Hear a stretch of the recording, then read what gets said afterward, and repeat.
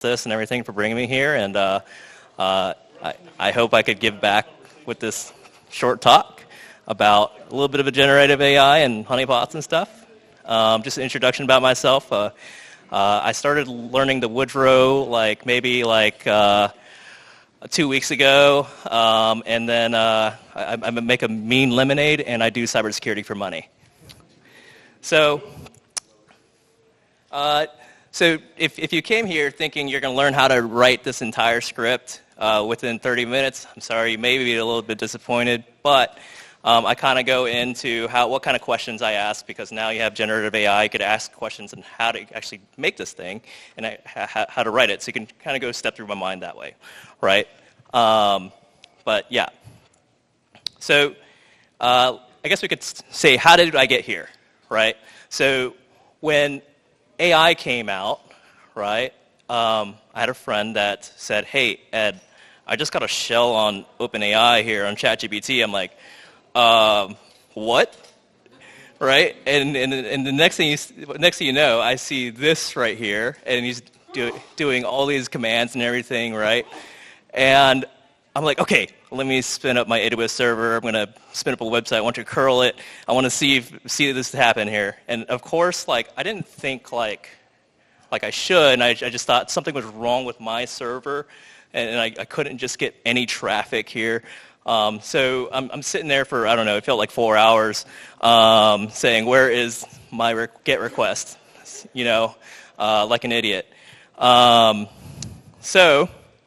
It turns out my friend read an article by ARS Technica, and he copied a prompt in there, and it was just pretending to be a Linux terminal. To my disappointment, no big bug bounty on OpenAI.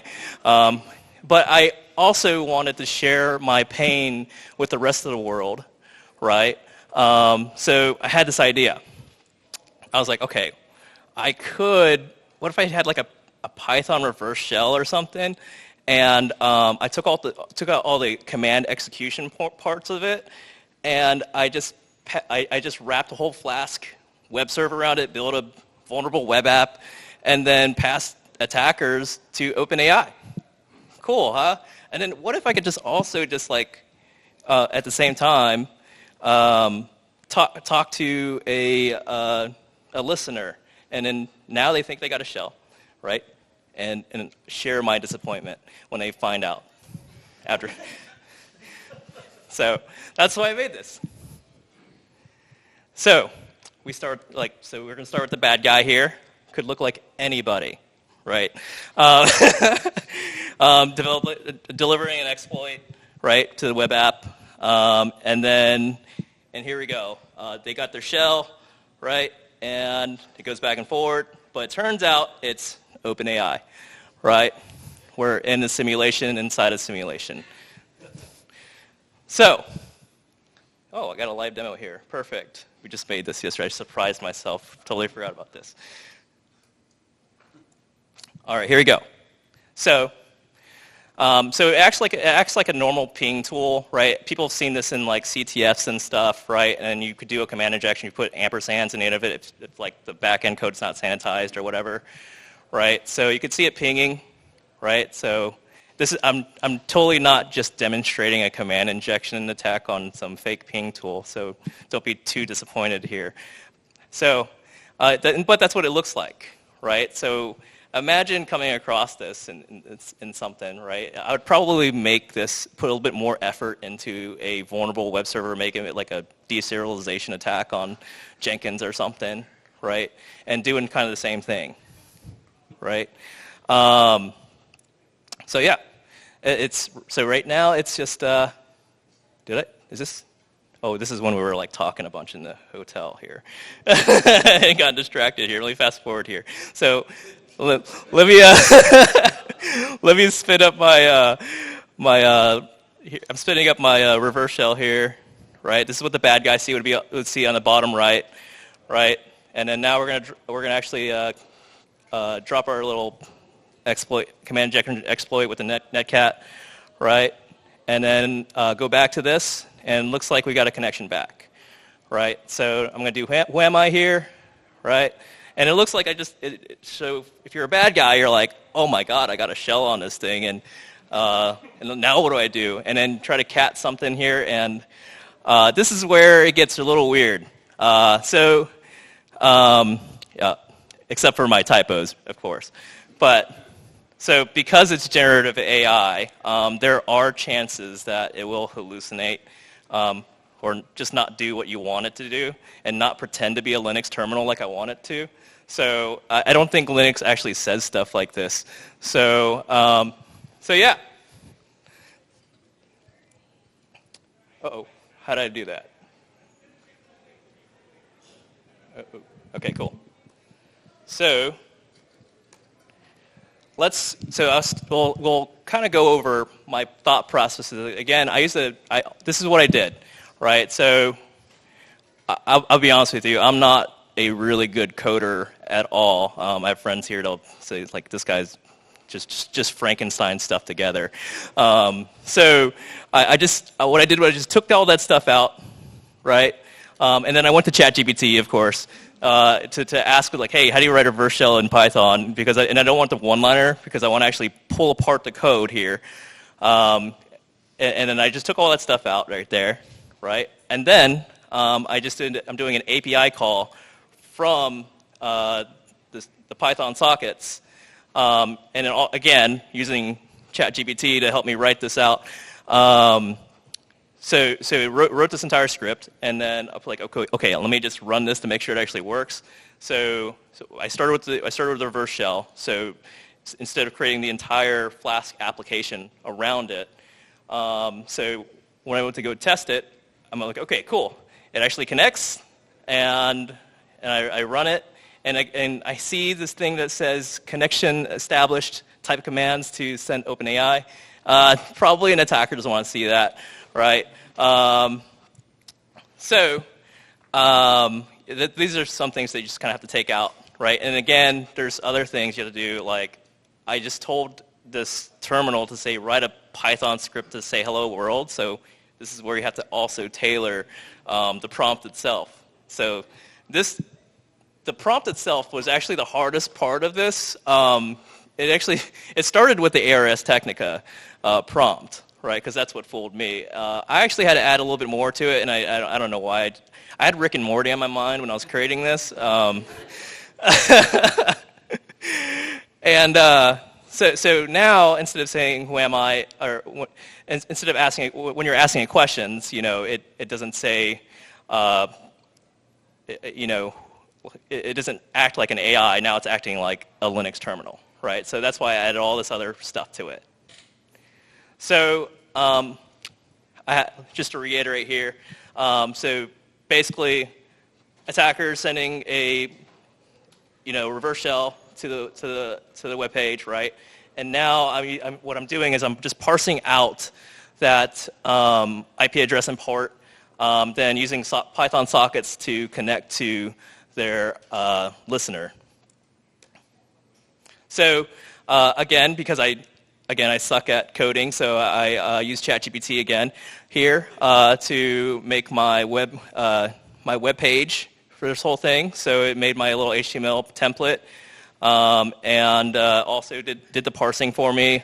And I had to think about this for a sec because I saw the subprocess run ping, and I was like, could I actually end up just getting my honeypot actually popped like this? Because that'd be too ironic, and I really want that. And I had to actually do research, and I was like, well, I think shell equals true is like, if you have shell equal true in there, then you don't sanitize it, then you could actually, this would actually ended up me making a real vulnerable web server. So I had to actually work through that just a little bit. So this is me testing it here, and we saw the demo earlier, so I'm glad my recorded demo worked, so let's not talk about that one here. So the next thing is, like, because I am copying and pasting from ChatGPT, I need to trim this up a little bit because sending simulated execution to an attacker here is not really that great. So instead of doing that, I was like, could I make this a little bit more stylish? And instead of taking the base command and remote code execution command, can I just like just send that to the OpenAI as well, because at first I was thinking I could just do this just for netcat reverse shells, or I could also display it on the web page itself. I'm like, oh wow, perfect. So now it looks even more a little bit more convincing, right? So and that's what I did there. So just refining everything here. This is a little bit, so in the script itself, right, if you guys go to my GitHub, I'll actually post the conversation that I had within the chat to actually help me generate this, right? And I'll be honest with you, again, I could have used like, what do you call it? Like local variables or something, but I actually just wrote my key into like a text file or something, so I could. Yeah, he's always like he's grimacing on this one. I'm like, yeah. So yeah. So I just didn't want to like show my API key there, right? And then the other thing is I'm just taking out like just removing all the stuff that I need to remove here, right? Just to make it look real, right? So now like it's let's see here. Oh, so the other thing is here, I also want to append the previous messages back to the message stack for OpenAI, right? That way it actually knows where it's at. So if I change directories, right, it ends up, it actually saves that and it knows where you are, right? So that's why I actually append that there. Let's see here. Oh, I also added logging to it. So I could, what I do is I actually run tmux and then have one window showing like the actual injections from the web page itself, and then I'll have the traffic between the socket connections in the reverse shell itself. So I could actually see what the bad guy's doing when they think they got a shell. And so there's a few possible issues with this, right? So like I said in the beginning where I fell for this, it can't make web requests. The other thing is it can't send files, right? So, and the other thing is prompt injection may make it break character, right? So that's it, and that just requires a lot of testing. And then also I can probably write a check even from OpenAI to check the response to see that, hey, are you being in character here, right? So, and that's it, guys. And if you guys want to see my repo there, I actually posted the script down there, and the QR code up where it goes to GitHub. So, or you could just go to my GitHub. And that's all, folks. Did anybody have any questions? Oh, yeah. Did you have anybody actually run into this while you were running it? You know, No. I kind of really want to though. I need to just leave it up there and do it. But yeah, Is this like GT4, like the actual subscription model? yeah, I'm actually using 3.5, and I just pay tokens into it. So So going into that, if I found one of these in the wild, just spam it. well, no, I want to make it break character, and I'm just using your account, and I can like get it banned by making it do things that are against TOS, right? That's a good idea. That's a great idea. But I could also put guardrails into it, and I just didn't put it into this one, but I could actually go further and further with this, right? So I could have it read responses, and say like, let's say it gives a response back where it broke character, and then I have one part of it actually evaluate that, and then I have another part of the Python code where it says like, if it says character broken, just don't send a response, you know. So that could be one way to do it, or reevaluate and send an appropriate response, you know.